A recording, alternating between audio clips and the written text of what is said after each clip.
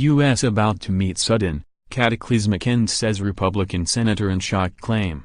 Republican Ron Paul, who ran for president in 2012, has compared the U.S. to the final days of the Soviet Union. In an outburst live on TV, the Texas representative argued the years of U.S. dominance on the international stage were numbered. He said, "The way I see it is in economic terms. My understanding is that it wasn't our military buildup in the United States that brought the Soviet system down. What happened was the Soviets were working with a system that we, people in free markets, saw as totally unviable. While the U.S. economy is on the up, the politician claimed the country's militarism that could lead to their eventual downfall."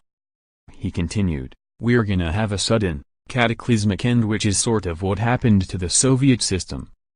It's not going to be identical. There was a succession movement and some of those countries left the Soviet system.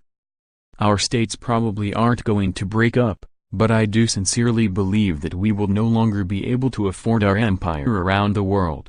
The U.S. is involved in a number of conflicts around the world, including the fight against ISIS in the Middle East.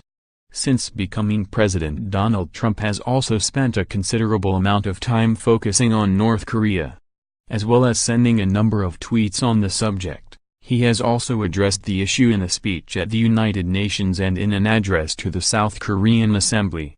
Mr. Paul added, "Our empire, although we don't claim ownership to it, it's a lot of money and a lot of influence, and we threaten with weapons and we use sanctions to hold our empire together, but I think that's coming to an end."